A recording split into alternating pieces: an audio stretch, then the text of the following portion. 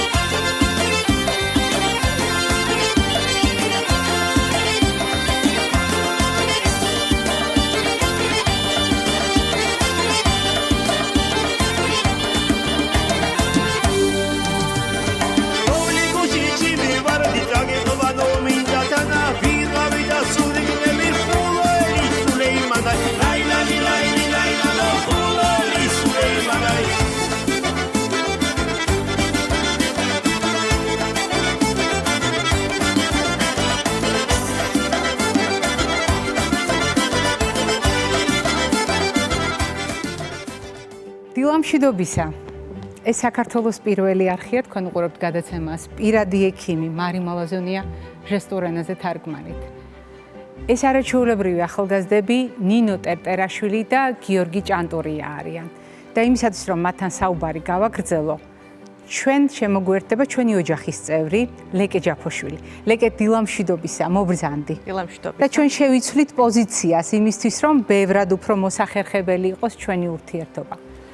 ლეკე, დამეხმარე, რომ ჩვენ კიდევ ერთხელ უთხრათ საზოგადოებას, რამდენად მნიშვნელოვანია საზოგადოებას ესმოდეს ერთმანეთის, მიუხედავად იმისა, არის თუ არა ფიზიკურად ადამიანი სმენის მქონე ან არ მქონე. ხშირ შემთხვევაში ჩვენი ოსტატობა ზუსტად ეს არის და ჩვენი ადამიანურობაც ეს არის. ჩვენ უსიტყვოდ გვესმოდეს ერთმანეთის. და ასეთ შემთხვევაში, როდესაც ამ ორ არაჩვეულებრივ ახალგაზრდას ვესაუბრები, მე მინდა ვკითხავ ნინოს. როდესაც ქართულ ცეკვას ვცეკვავთ, ჩვენთვის ძალიან მნიშვნელოვანი არის მუსიკის რიტმის შესაბამისად მოძრაობა. რა არის ის განსაკუთრებული ეშმაკობა და ის განსაკუთრებული ხრიკი, რომლითაც ახერხებ მიუხედავად იმისა, გესმის თუ არა ეს მუსიკა, ზუსტად რიტმულად შეასრულო ქართული ცეკვა. მადლობა მარი შეკითხვისთვის. მოგესალმებით, ბავშვობიდანვე ვცეკვავ. მე დაბადებიდან ვარ სმენდაქვეითებული, საერთოდ არ მესმის მუსიკა. მაგრამ როდესაც ვთქვათ მუსიკას ხმამაღლა აუწევენ, ვიბრაცია მესმის. და თავარი გასაღები იმისა თუ როგორ შემიძლია ვიცეკვო არის ჩემი პედაგოგი, რომელიც მეხმარება დათვლაში და სიმღერასაც უყვები რიტმით. მე ძალიან კარგად მესმის ახლა რაც თქვა ნინომ, იმიტომ რომ ჩვენ გვჭირდება ცხოვრებაში წარმმართველები, ანუ ადამიანები, რომლებიც გვეხმარებიან ადაპტაციაში, შეგუებაში. და ხშირ შემთხვევაში, როდესაც ჩვენთვის საყვარელ საქმეს ვაკეთებთ, გვავიწყდება ყველა ის დაბრკოლება, ყველა ის სირთულე, რომელიც გვაქვს. ამიტომ გიოს უნდა ვკითხო. რა შეცვალა გიორგისთვის ცეკვა? გიო, რა არის ის, რაც ყველაზე მნიშვნელოვანი მოხდა ცეკვის გამო?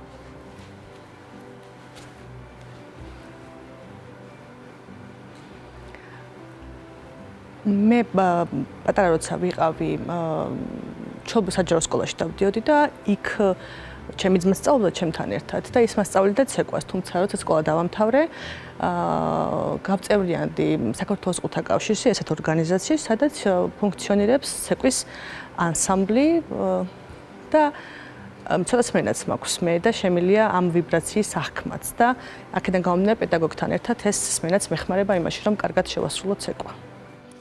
მე დიდხანს აღარ შეგაყოვნებთ, მაგრამ ვიდრე დაგემშვიდობებით, მე ჯერ ნინოს მივმართავ, მე მესმის თქვენი, მე თქვენ მიყვარხართ.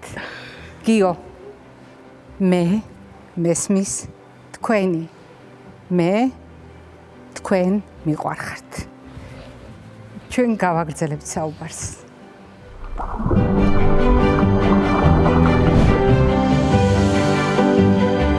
დღეს 3 დეკემბერია, რაც იმას ნიშნავს, რომ მთელი მსოფლიო ცნობადობის კონკრეტულ თარიღს აღნიშნავს. ცნობადობისა, რომელიც შეზღუდული შესაძლებლობის მქონე ადამიანებს უკავშირდება და როდესაც მთელი მსოფლიო განსაკუთრებულ ყურადღებას უთმობს იმ დამოკიდებულებებს, რომელიც კონკრეტული საჭიროებების მქონე ადამიანებს შეიძლება ჰქონდეს და ამ ადამიანების მიმართ შეიძლება ჰქონდეს ჩვენ განსაკუთრებული მოლოდინები, განსაკუთრებული გეგმები, განსაკუთრებული სურვილები, თუმცა ჩვენი გადაცემა არასდროს ელოდება 3 დეკემბერს. თქვენ ძალიან კარგად იცით, ჩვენს გადაცემას აქვს უამრავი პროექტი, რომელიც წლების მანძილზე ამ ადამიანების ცხოვრებაზე გიყვებათ და არა მათ შეზღუდულ შესაძლებლობებზე. რადგან ჩვენ ასე გადავწყვიტეთ, დიახ, არსებობს შეზღუდული შესაძლებლობები, მაგრამ მაშინ, როდესაც საზოგადოება არის სათანადოდ მწიფე, მაშინ, როდესაც საზოგადოება არის სათანადოდ განვითარებული, მაშინ, როდესაც საზოგადოება სათანადოდ ადაპტირებულია, ამ ადამიანების უნარები არის შეუზღუდავი. და ლეკესთან ვაგრძელებ საუბარს. ლეკე ჯაფოშვილი, თქვენ ძალიან კარგად იცით, არის ჩვენი გუნდის წევრი, ფსიქოლოგი, ჟესტურ ენაზე თარჯიმანი, მაგრამ დღეს მე განსაკუთრებით მიხარია ლეკეს ჩვენს გადაცემაში სტუმრობა. არა იმიტომ, რომ დამეხმარე პირველ ბლოკში ჩვენს არაჩვეულებრივ სტუმრებთან კომუნიკაციაში, არამედ იმიტომ, რომ მე მაყურებელს თუნებას დამთავრ, მინდა გავუმხილო. ჩვენ ველოდებით მატებას და ლეკე განსაკუთრებულ მდგომარეობაშია და მიუხედავად ამისა, დღეს მოვიდა ჩვენს გადაცემაში და ჩვენ პირველად ამაზე საჯაროდ უნდა ვთქვათ. მიუხედავად იმისა, რა როლში ვართ, განსაკუთრებულია ეს ფაზა, როდესაც დედები ვხდებით. და მე ამაზე რატომ გესაუბრები, იმიტომ რომ ქალებმა ვიცით ეს რა პასუხისმგებლობაა, როდესაც ჩვენ სიცოცხლესა და ჩვენი შვილების სიცოცხლეზე ერთდროულად გრძნოთ პასუხისმგებლობას.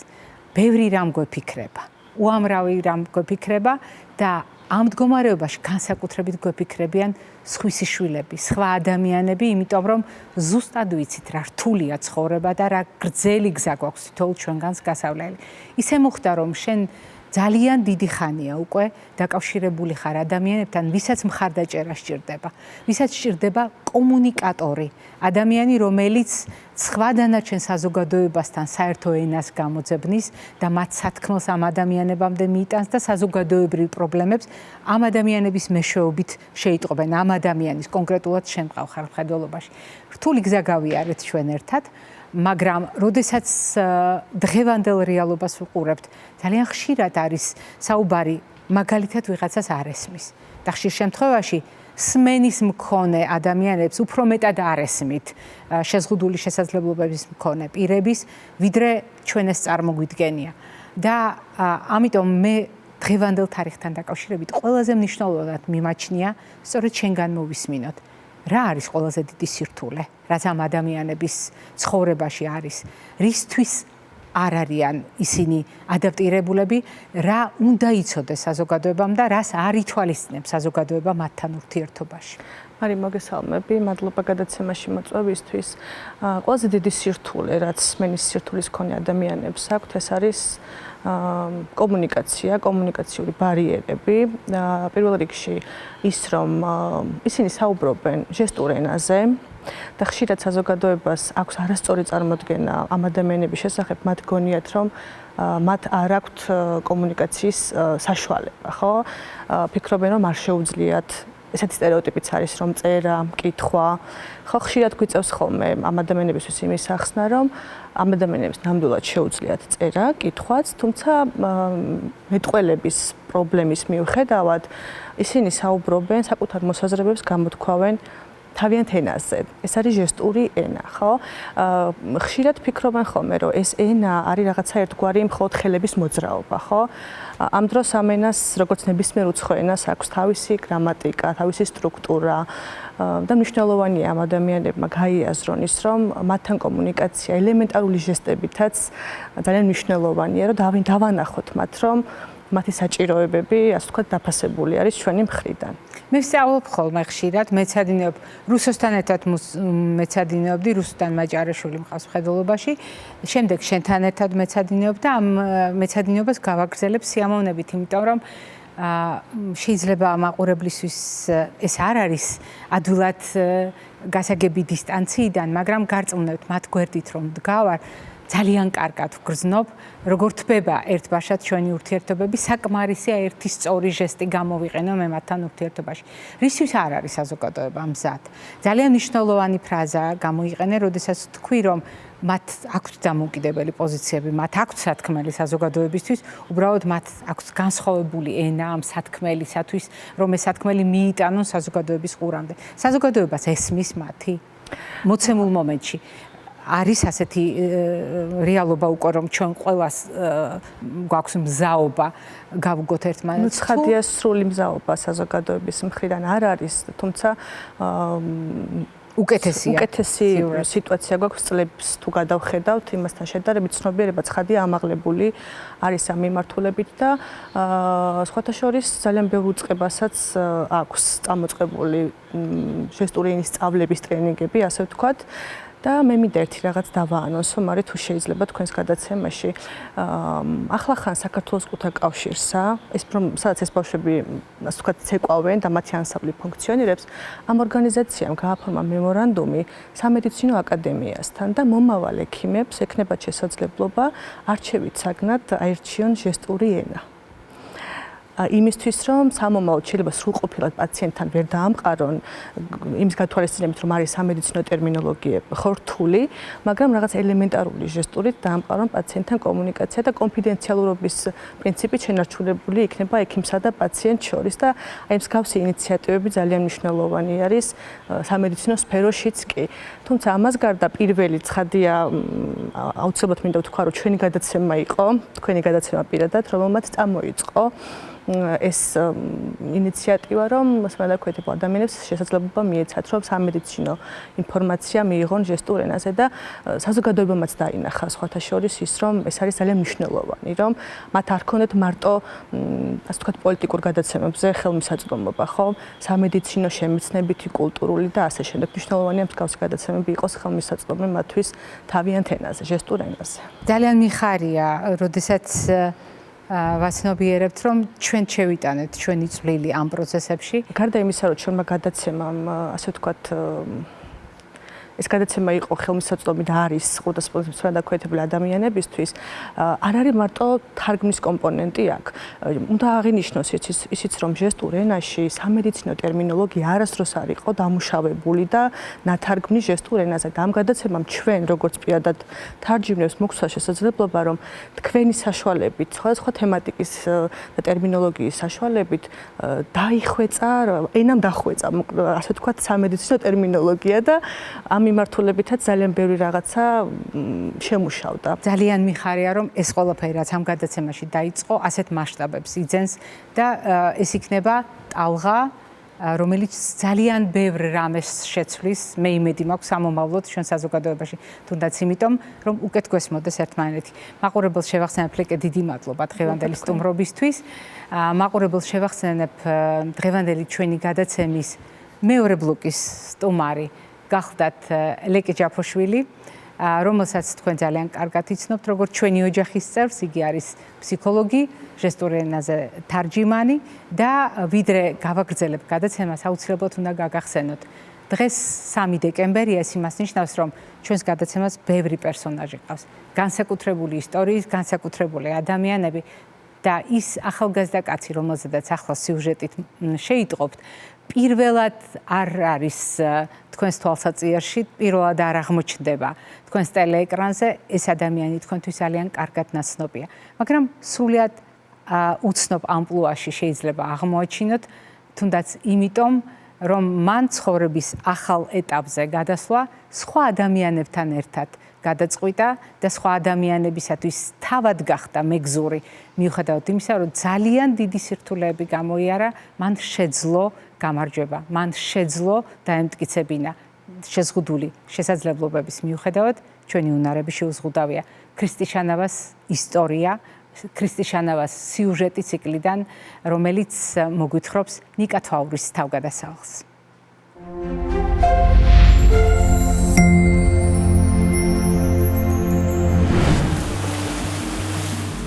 მე ვარ მეორე ადამიანი უსინათლო, ვინც ასწავლის მხედველ ადამიანებს ცურვას, ერთი არის ამერიკაში. თლათ უნიკალური არა, მაგრამ როცა მეორე ხარ მსოფლიოში რაღაც ცოტა განსაკუთრებული გზნობა გიჩნდება, კი. მე ვარ ნიკა თვაური, მოცურავე, ხმალთევზა. მე ვარ ცურვის მასწავლებელი, მოტივატორი, ბლოგერი. საერთოდ არ ვფიქრობდი, რომ ყოფილიყავი ცურვის ინსტრუქტორი. უბრალოდ მე მინდოდა, რომ ადამიანებს, ვისაც საშუალება არ ჰქონდა ინსტრუქტორის, ან უბრალოდ ისეთ ადგილებში ცხოვრობდნენ, სადაც არ იყო აუზები და იყო ძალიან გახშირებული ადამიანების დაღუპვა წყალში, ტბებში, მდინარეებში, აუზი ზოგადად უსაფრთხოა. ვიფიქრე, ჩემ წვლილს შევიტანდი ადამიანების ამ სფეროში განათლებისთვის და უბრალოდ დავიწყე იმ გამოცდილების გაზიარება ვიდეოებში, რა გამოცდილებაც მე მქონდა მიღებული. 16 წელია უკვე ეროვნულ ნაკრებში ვცურავ და ამ ადამიანებისთვის აღმოჩნდი მოტივატორი და ამ მიმართულებითაც დავიწყე ვიდეოების გაკეთება. პირველად ონლაინ დავუკავშირდი ნიკას. მაგ დროს ვიცოდი მეტნაკლებად ცურვა. საინტერესო იყო იმ მხრივ, რომ ბევრად განსხვავებულ დავალებებს მეუბნებოდა. შესაბამისად, ახალი გამოწვევა იყო და ბევრად მეტი мотиваციაც ჰქონდა გამოძიებისათვის.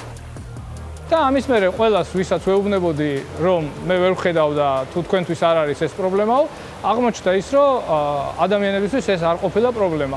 ანუ ეს ჩემთვისაც ძალიან დიდი სიურპრიზი იყო და ძალიან დიდი მოულოდნელობა და ძალიან ბედნიერება, იმიტომ რომ მე მარიესთანაც მაქვს ეს ნათქვამი, რომ მოვა ის დღე, როდესაც მოხდება ისე, რომ ადამიანი, ვინც ვერ ხედავს, ზუსტად იმნაირი ადამიანი იქნება, როგორც ჩვეულებრივი ადამიანი ცხოვრებაში თქო, ჩვენ ქვეყანაშიც თქო და აი ზუსტად ეს დღე დადგა, თვითონ საზოგადოებამ მოიყვანა ეს დღე და ეხა ბევრი მოსწავლე მყავს პრინციპში, თითქმის ადგილი არ მაქვს და თითქმის ყველა სწავლობს ცურვას. სოფლიო ბრინჯაოს მერე 2015 წლის მერე ეს არის მეორე მომენტი, როდესაც მართლა ბედნიერი ვარ ჩემი საქმით. მეც ბევრად უფრო მეტად დავწმუნდი იმაში, რომ შეზღუდული შესაძლებლობები არ ნიშნავს იმას, რომ ადამიანი ვერ გააკეთებს და ვერ მიაღწევს თავის მიზანს და არა მხოლოდ ჩემთვის დარწმუნებული ვარ ძალიან ბევრი ადამიანისთვის იქნება ეს სამაგალითო და მამოტივირებელი. საერთო ჯამში გამოვიდა ის, რომ ადამიანები სწავლობენ ცურვას, თანაც ხუმრობით ვიტყვი, მათ რასაც ვეუბნები, სხვა გზა არ აქვს გარდა იმისა ცურვისა, რადგან თუ არ იცურავებენ, მათ მწვნელი ვერ დაინახავს და ჩაიძირებიან.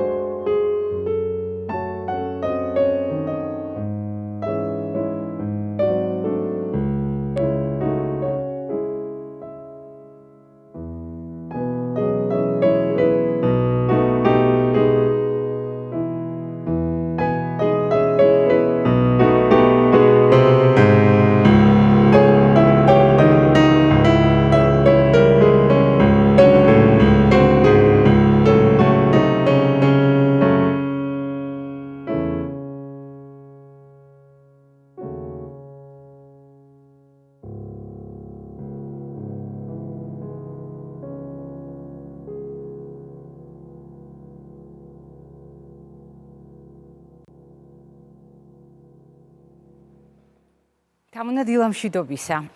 დილამშვიდობისა. ძალიან მიხარია, რომ შენ ისევ ჩვენი სტუმარი ბრძანდები და მაყურებელს უნდა გავუმხილო ჩვენი ურთიერთობა გაცილებით უფრო დიდი და მასშტაბურია, ვიდრე შენი სტუმრობები ამ გადაცემაში, რადგან ჩვენი მეგობრობა 2002 წლიდან იწყება, თუმცა უფრო დეტალურად ამის შესახებ ჩვენ მაყურებელთან ერთად მოგვიანებით გავაგრძელებთ საუბარს.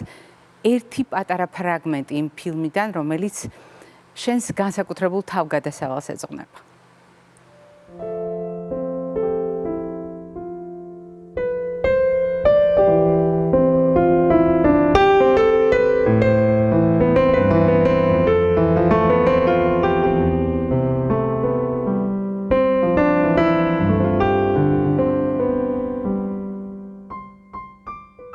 როდესაც 20 წლის წინ ჩვენ ასე ვისაუბრეთ, მე ძალიან კარგად მახსოვს, რაზე ოცნებობდი შენ. თუ არ მიწყე, მე გავამხელ.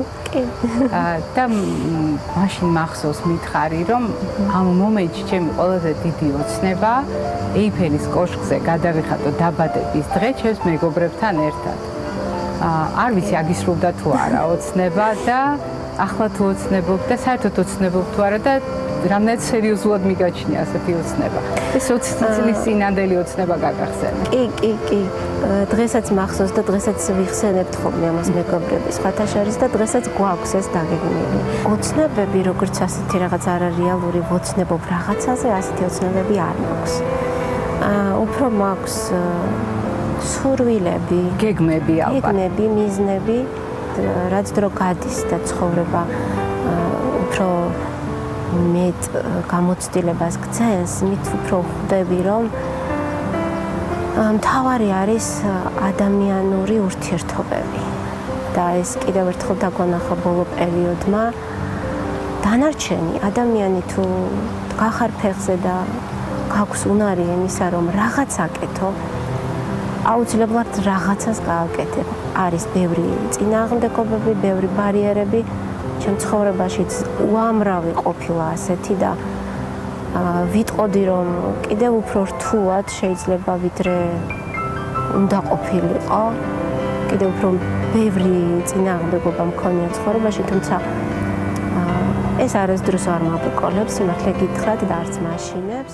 როდესაც ჩვენ ამ ფრაგმენტს ვისმენდით, რეალურად ჩვენ გავიხსენეთ საკმაოდ ბევრი ეპიზოდი ჩვენი ურთიერთობის და მაყურებელმა გაიხსენა, რაზე ოცნებობდა ოდესღაც თამუნა, მით უფრო რომ ეს ოცნება მახსოვს 2002 წლიდან და შემდეგ, როდესაც მოგვიანებით შევხვდით ერთმანეთს, თითქმის 20 წლის მერე ვისაუბრეთ საჯაროდ ხმამაღლა, თამუნამ თქვა, რომ ასეთი გამორჩეული ოცნება არ მაქვსო და როდესაც დღეს ჩვენ ვაგრძელებთ საუბარს, ჩვენ ვაგრძელებთ სულ სხვა მონაცემების გათვალისწინებით, იმიტომ რომ ისე განვითარდა თამუ შენი ცხოვრება და ისე განვითარდა შენი პროფესიული კარიერა, რომ ბოლო 16 წლის მანძილზე შენ ამერიკის შეერთებულ შტატებში ჯერ სწავლობდი და შემდეგ მუშაობდი. და მუშაობდი ძალიან სასიხარულო და საამაყოა, რომ ძალიან დიდხანს შენ მუშაობდი ბოსტონის კონსერვატორიაში. და როგორც პიანისტს, როგორც მუსიკოს გქონდა საშუალება ბევრი გემუშავა საკუთარ თავზე და ძალიან ბევრი გემუშავა სხვა მუსიკოსებთან ერთად. ნამდვილად ძალიან მნიშვნელოვანია გამოცდილების თვალსაზრისით, პროფესიული გამოცდილების თვალსაზრისით, მაგრამ ძალიან მნიშვნელოვანია ადამიანური გამოცდილების და ადამიანური განვითარების და ზრდის თვალსაზრისით. როგორია თამუნა შალვაშვილი დღეს? და როგორია მაგალითად ის შესაძლებლობები, რომელიც მას აქვს დღეს და რამდენად გაზრდილია ეს შესაძლებლობები დღეს მისთვის საკუთარი შრომის და განვლილი გზის დამსახურებით. პირველ რიგში დიდი მადლობა მინდა გადაგიხადოთ, მარი, იმიტომ რომ ყოველთვის რაღაცნაირად გახსოვართ, ყოველთვის სასიხარულოა ჩემთვის თქვენ გადაცემაში მონაწილეობა და მადლობა კიდევ ერთხელ. მადლობა შენ ამდენი ხანი, რომ ჩვენ ეს მეგობრობა შევინარჩუნეთ და შევძელით, რომ ეს ურთიერთობა გაგვიზიარებინა სხვა ადამიანებისთვისაც. როგორია დღეს? თამარი ასე ვიტყოდი. რა თქმა უნდა. იცით რა არის, როდესაც მე და თქვენ შევხვდით ერთმანეთს, მაშინ ფაქტიურად მე ახალი დაწყებული მქონდა საერთოდ ფიქრი სერიოზულად, რომ გავყვებოდი ამ პროფესიას და ცოტა როგორ გითხრათ, ცოტა ოცნებების დონეზეც იყო ეს ყველაფერი, იმიტომ რომ რეალურად ნაკლები გამოცდილება მქონდა და ნაკლები შეხება მქონდა, აი სინამდვილეში რა სირთულეებთან იყო ეს ყველაფერი დაკავშირებული. მაშინ თითქოს იმ გადასახედიდან უფრო იოლად როგორ თქვა, ვერ ვიტყვი უფრო მარტივად, თუმცა მაინც შედარებით თითქოს უფრო მარტივი იყო ყველაფერი. თუმცა ის გზა, რაც მე ავირჩიე და გავიარე, არც ისეთი მარტივი აღმოჩნდა, როგორც მეგონა. რას გულისხმობ ახლა, რა თქმა უნდა, ეს მარტივი არაფერი არ არის, თუმცა გამომდინარე იქიდან, რომ ჯერ გადავწყვიტე მაგისტრატურის დამთავრების შემდეგ წასვლა საზღვარგარეთ ამერიკის შეერთებულ შტატებში და იქ სწავლის გაგრძელება, რამდენადაც ეს ძალიან კარგია, თითქოს ერთი შეხედვით ისე ჩანს ხო, რომ აი მოგეცა იმის შანსი, წახვედი იქ ისწავლე. იმდენად და პროფესიულად განვითარდა, შეივსო ცოდნა. იმდენად რთულია და ჯერ პირველ რიგში იმიტომ, რომ ქვეყანას ტოვებ, შენი ქვეყნიდან მიდიხარ აბსოლუტურად ახალ სივრცეში, ახალ გარემოში. იქაური რეჟიმი აბსოლუტურად განსხვავდება ჩვენი რეჟიმისგან, იქაური სწავლება, ყველაფერი რაღაცა განსხვავებულია და მიუხედავად იმისა, რომ ძალიან სასიამოვნოა, ამავდროულად რთულიც არის. გამომდინარე აქედან მე ვიტყოდი, რომ ძალიან რა თქმა უნდა ამ წლების განმავლობაში შევიძინე ძალიან დიდი ცოდნა და მართლა ბედნიერი ვარ იმ მხრივ, რომ აქაც და იქაც ყავდა საუკეთესო პედაგოგები.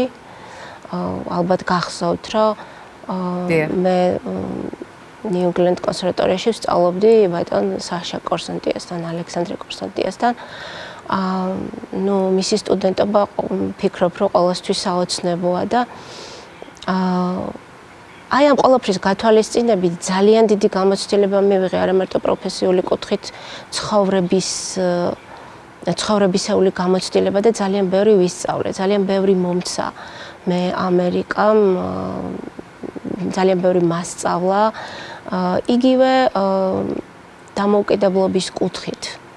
აი ეს ყველაფერი რაღაცნაირად მაშინ, როცა ამას ვიწყებდი, უფრო რაღაც სხვანაირად მეგონა ეს ყველაფერი შორიდან სხვანაირად ჩანს. მე ამ ყველაფერს რო უახლოვდები, უკვე სხვა სირთულეებს აწყდები და არ იყო მარტივი ამ ბარიერების გადალახვა და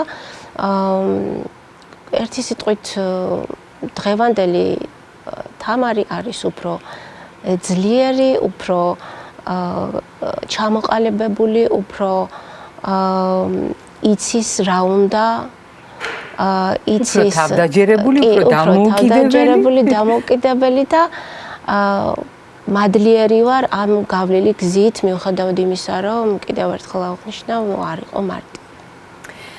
თამო, როდესაც ბრძანებდი, თქვა პროფესიული თვალსაზრისით, რამდენად რთული იყო ამ გზის გავლა, შენ ასევე გულისხმობდი ადამიანურად რამდენად რთული იყო უცხო გარემოში ადაპტაცია და თუნდაც იმ დამოუკიდებლობის მიღწევა, რომელითაც დღეს შეგიძლია ნამდვილად თამამად საზოგადოებას უთხრა, რომ დიახ, ეს გამოცდა წარმატებით ჩააბარე.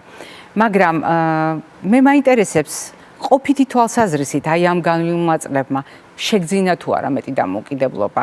მე ვგულისხმობ იგივე საყოფაცხოვრებო ვითარებაში, ადამიანურ ურთიერთობებში, საკუთარი ცხოვრების დაგეგმვასა და მოწყობას ვგულისხმობ და აი ამ ჭრილში რამდენად გეხმარება ის თავდაჯერებულობა, რომელიც პროფესიული განვითარების პროცესში შეიძინე.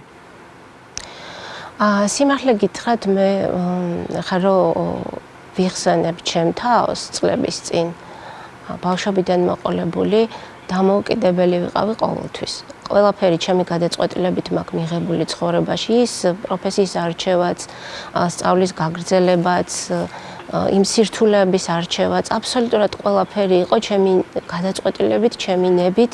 ვგულისხმობ იმას, რომ აი ამ კუთხით მე ყოველთვის დამოუკიდებელი ვიყავი, თუმცა არის რაღაცები, რაც კიდევ უფრო დამოუკიდებელს ხდის და თუნდაც ის რომ მე ჩემი ერთ-ერთი მიზეზი წასვლის შეერთებულ შტატებში იყო ის რომ მე სწავლა მუსიკალური ბრაილი, ალბათ გახსოვთ თქვენ. დიახ, და მე შენ თავად შექმენი სახელმძღვანელო მუსიკალური ბრაილისთვის. დიახ, თავად შევქმენი და ვისწავლე და მიუხედავად იმისა, რომ გულწრფელად გეტყვით, რომ დღემდე მე იგივე ჩემ ძველ მეთოდს ვიყენებ, იმიტომ რომ ეს არის ჩემთვის ძალიან მარტივი და სწრაფი პროცესი.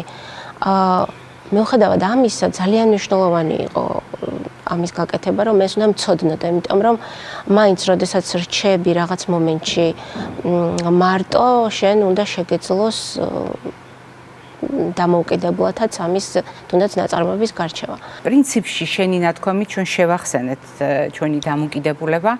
ძალიან მნიშვნელოვანია შენ გითხრა რა არის ის, რაც საზოგადოებამ უნდა იცოდეს აუცილებლად, მაშინ, როდესაც მაგალითად მხედველობის არ მქონე ადამიანებთან აქვს ურთიერთობები, ან იმ ადამიანებთან, ვისაც გარკვეული შეზღუდვები აქვს ცხოვრებისეულად. ყველაზე ხშირად რა შეცდომას უშვებს საზოგადოება და სინამდვილეში რა არის საჭირო? იცით რა არის, მე ხშირად მიფიქრია სხვათა შორის ამაზე და ზოგჯერ რაღაცნაირად წqint ხოლმე თუნდაც აი შეშემოპირებს, თუნდაც მხედველობა შეზღუდულ ადამიანებს, რომ აი სხვა ადამიანებმა რაღაცები არ იციან, ვერ ხვდებიან და ეს მგონია, რომ არ არის საწყენი, იმიტომ რომ როდესაც არ გაქვს შეხება, უნებურად არიცი და ეხლა რატომ ვამბობ იცით ამას, აი მეც მიუხედავად იმისა, რომ მე ვიცი ხო რა ჭირდება დაუშვათ არამხედველ ადამიანს, ადამიანები, რომლებიც ამ პრობლემით იბადებიან, დაბადებიდან ვისაც არ აქვს მხედველობა, ხო? ჩემთან გასაკვირად, მათ კიდე სხვა საჭიროებები აქვთ, ვიდრე დაუშვათ მე. რომელმაც შენ ანუ ადამიანმა რომელმაც გარკვეულ ასაკში დაკარგე მხედველობა. კი, იმიტომ რომ მე იქ გავდიოდი რაღაც ტრეინინგებს, სხვადასხვა ტრეინინგებს, მე ვარ Commission for Blind არის ესეთი ორგანიზაცია ბოსტონში, ამის წევრი და იქ გავდიოდი სხვადასხვა ტრეინინგებს და იყო ესეთი როგორ ასე ვთქვათ, ადაპტირდე სახლში, როგორ მოამზადო რაღაც სამზარეულოში და ასე შემდეგ. ამებს ასწავლიან და დამაინტერესა და უბრალოდ ვთხოვე, რომ იქნებ გამოგზავნოთ ჩემთანაც ადამიანი და აი უბრალოდ მაინტერესებს რას ასწავლიან და ისეთი ელემენტარული რაღაცები ამიხსნა ამ ქალბატონმა, რომ ჩემთვის გასაკვირი იყო და მე მივხვდი, რომ ეს ჭირდებათ. აი მაგალითად რო ავიღოთ მარტივად, რო ვთქვათ, აი გიხსნიან რა ფორმისაა დაუშვათ კოვზი. ეს ხო მე ვიცი ისედაც. მაგრამ აი იმ ადამიანმა, ვისაც არ უნახავს ეს თვალით, მან ეს არ იცის. დიახ. და რას გულისხმობ, რატო დავიწყე საუბარი, რომ თუ არ გაშეხება, ხო, აი რაღაცნაირად იცით უბრალოდ მე ვფიქრობ, რომ კომუნიკაცია ასეთ ადამიანებთან მეტი კომუნიკაცია, მეტი შეკითხვების დასმა, აი რაღაცა უჭირთ ხოლმე უხერხულებათ, რომ რაღაცა გკითხონ, არ არის უხერხული, არ არის, აი ხშირად ისეთი რაღაცა უკითხიათ ჩემთვის, რომ მე ცოტა გამეღიმება ხოლმე, რომ რატომ მეც ხო ჩვეულებრივად ამას ჩვეულებრივად ვაკეთებ, მაგრამ თქვენ თითქოს არ იცით ბოლომდე, ხო, მე რა მჭირდება, რა არ მჭირდება. შესაბამისად, მე ვფიქრობ, რომ რაღაცნაირად აბსოლუტურად ერთნაირად გვჭირდება ყველაფერი და ერთნაირად ვაკეთებთ ყველაფერს. პატარ-პატარა განსხვავებებით და ეს განსხვავებები არის ელემენტარული პირობები. სიტყვის მასალად ну, მაგალითად ტელეფონი. მეც და თქვენც გვაქვს ტელეფონი. და აბსოლუტურად ერთნაირად ვიყენებთ. უბრალოდ ერთი განსხვავება. მე ვიყენებ ფუნქციას, რომ voice overs, რომელიც მაქვს ჩართული და თქვენ არა. აი ძალიან პატარა განსხვავება. თუმცა ეს უნდა იცოდე, ხო? რომ ანუ მე ვიყენებ აბსოლუტურად ისევე ტელეფონს, როგორც თქვენ და ეს არაფერი ამაში გასაკვირი არ არის. აი აქედან გამომდინარე ვფიქრობ, რომ აი პატარ-პატარა რაღაცებით შეიძლება რომ რაღაცნაირად ინფორმაცია მივაწოდოთ ერთმანეთს, იმიტომ რომ ზოგჯერ არის რომ თვითონ ეს ადამიანებიც ვისაც მხედველობის პრობლემა აქვს, ხო? თვითონ ვერ ხვდებიან როგორ მიაწოდონ ინფორმაცია იმ ადამიანებს, ვინც ეს უნდა იცოდეს. დამნა ძალიან დიდი მადლობა დღევანდელი სტუმრობისთვის. მე ერთგვარად გავაგრძელებ შენს სიტყვებს და ვიტყვი რომ ძალიან გვჭირდება ერთმანეთს ვესაუბროთ, ერთმანეთისგან მივიღოთ ინფორმაცია, რაზედაც შენ საუბრობდი. ანუ ერთმანეთთან ურთიერთობა არის გადამწყვეტი და თუნდაც საკუთარი წარმოდგენების გადასამოწმებლად, საკუთარი წარმოდგენების შესავსებად, ცოდნის შესავსებად. ეს მნიშვნელოვანია ამგვარი ურთიერთობები, მით უფრო იმის გათვალისწინებით, რომ ჩვენ ყველანი ერთნაირები ვართ საბოლოო ჯამში და ჩვენ ერთმანეთის გვერდით ცხოვრობთ, გვაქვს განსხვავებები, მცირედი ან დიდი, მაგრამ ეს იმას ნიშნავს, რომ ჩვენ ამ განსხვავებების ცოდნა მხოლოდ უკეთეს ურთიერთობაში გვეხმარება და არ უნდა იყოს ეს დაბრკოლება ჩვენი ურთიერთობებისთვის. მაყურებელს შევახსენებ, რომ დღევანდელი ჩვენი გადაცემის სტუმარი გახდათ პიანისტი ქალბატონი თამუნა შალვაშვილი. მე არ გემშვიდობებით, წინ კვებით შუქნიშანი გველოდება.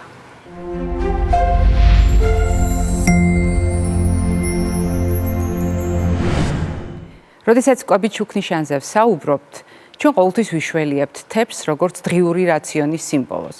უფრო მეტიც, ჩვენ ხაზგასმით ვამბობთ სულ ცოტა ხუთი ფერის, ხუთი ჯგუფის პროდუქტის გამოყენება იმისთვის, რომ ადამიანის ორგანიზმი იყოს წონასწორობაში.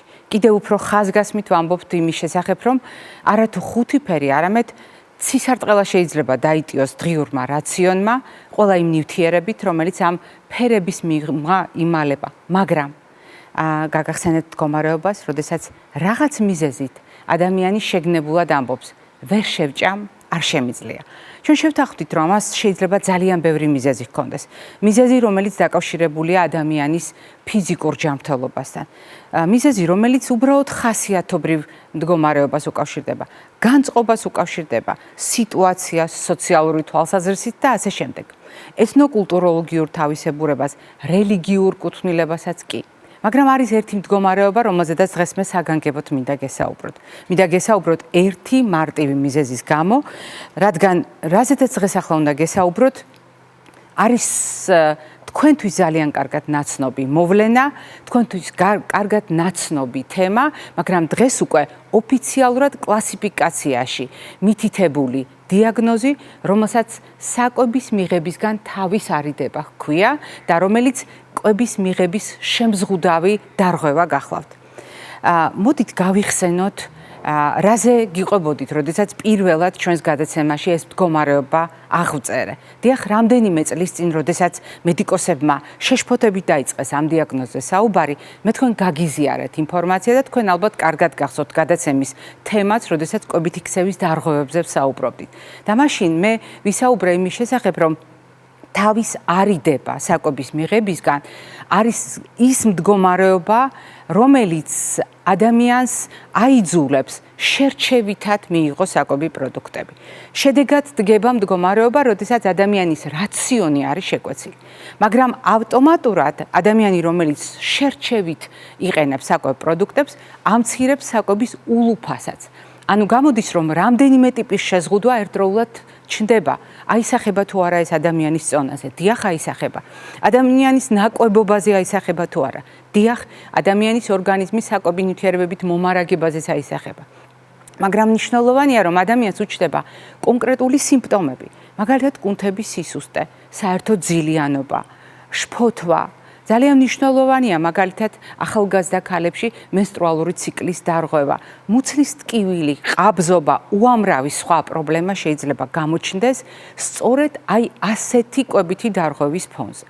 მაგრამ თქვენ ასევე დასვამთ კითხვას, როდესაც ახლა ყურადღებით უსმენთ ჩვენ საუბარს. ჩვენ ხომ გვისაუბრია შერჩევით კვეფაზე, როდესაც ადამიანები ფერით, გემოთი, სუნით ან კონსისტენციით შერჩევით განწყობით და შესაბამისი დამოკიდებულებით ირჩევენ ხოლმე პროდუქტებს. მაშინ რა განსხვავებაა ამ ორ კვების მოდელს შორის? შერჩევითი კვება აქ მხოლოდ ნაწილია იმ საერთო სურათისა, რომელიც შემზღუდავი კვების ამ მოდელს ახასიათებს, როდესაც საკვების მიღებიდან თავის არიდებას ცდილობს ადამიანი. მაშინ რა განსხვავებაა ამ მდგომარეობასა და კვებით ანორექციას, ანუ ნერვულ ანორექციას შორის, სადაც ადამიანი ასევე ზღუდავს საკვებ რაციონს, ზღუდავს ულუფას, იკლებს წონაში, ერღვევა მენსტრუალური ციკლით, ჩნდება კუნთების სისუსტე და ასე შემდეგ.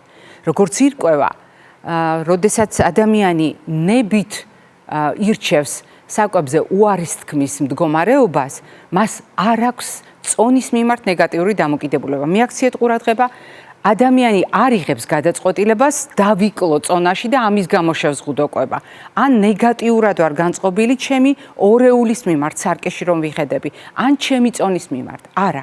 ეს არის მდგომარეობა, როდესაც წონაზე ორიენტაციით კი არა, წინამორბედი შფოთვით, ან აუხსნელი მიზეზებით ადამიანი იწყებს რაციონის შეზღუდვას, ულუფის შეზღუდვას და ასეთ შემთხვევაში დგება მდგომარეობა, რომელსაც ქვია დიახ, კვების შემზღუდავი დარღვევა, სახელად საკვების მიღებისგან თავის არიდება. მიაქციეთ ყურადღება ამ პრობლემის ადრეულ სიმპტომებს. ძალიან ხშირად ახალგაზრდებს უჩნდებათ, ახალგაზრდა ქალებს ოჯახის პირობებში. ნებისმიერ ასაკში შეიძლება გაჩნდეს ეს მდგომარეობა. და ეს არ არის უბრალოდ ხასიათობრივი თავისებურება. ეს არ გახლავთ ადამიანის გუნებგანწყობის მერყეობა. ეს არ გახლავთ ადამიანის კვების მოდელის ინდივიდუალური წესი, რომელიც შეიძლება შემწყნარებლურად მივიღოთ. ეს არის ძალიან საყურადღებო მდგომარეობა თავისი ახლო და შორეული შედეგებით და თუ მსგავსი ნიშნები, რაზედაც ახლა მე თქვენ გესაუბრეთ, თქვენს ოჯახის წევრზე შენიშნეთ და შესაძლოა საკუთარ თავსაც გამოუტყდეთ მსგავსი ნიშნების არსებობაში, მაშინ არ დაკარგოთ დრო, თქვენ აუცილებლად გჭირდებათ ექიმთან კონსულტაცია. და იმისათვის, რომ დღევანდელი საუბარი შევაჯამოთ, თუნდაც კვებით შუქნიშანი ავხსნათ, შემზღუდავი, გარკვეული აკრძალვებით დატვირთული, მე მინდა გაგახსენოთ, რატომ ავირჩიე დღეს კვებით შუქნიშნისთვის სწორედ ეს თემა. დღეს 3 დეკემბერია, რაც იმას ნიშნავს, რომ ტრადიციულად ჩვენი გადაცემა, ისევე როგორც მთელი მსოფლიო, შეზღუდული შესაძლებლობების მქონე ადამიანთა საერთაშორისო დღეს აღნიშნავს. ჩვენ ვცდილობთ ხოლმე ამ დღესთან დაკავშირებით სხვაგვარად მოგიყვეთ, სხვაგვარად გესაუბროთ, სხვაგვარად დაგანახოთ კონკრეტული ადამიანების პირადი ისტორიები. რატომ? იმიტომ რომ დარწმუნებულები ვართ მრავალი წლის მუშაობის განმავლობაში, მრავალწლიანი გამოცდილების ფონზე, იმ პროექტების დამსახურებით, რომელიც ჩვენს გადაცემას აქვს, ჩვენ დანამდვილებით ვიცით, რომ დიახ, შეზღუდული შესაძლებლობები არსებობს. ნამდვილად არსებობენ ასეთი ადამიანები, მაგრამ მაშინ, როდესაც საზოგადოება არის მომწიფებული, როდესაც საზოგადოება არის ადეკვატურად განწყობილი, როდესაც საზოგადოება არის ადაპტირებული, მაშინ ყველაზე შეზღუდული შესაძლებლობების პირობებშიც კი ადამიანების უნარები არის შეუზღუდავი. მე დღეს ამ დგემში ვდობებით, ჯანმრთელობას და დღესგრძელობას გისურვებთ.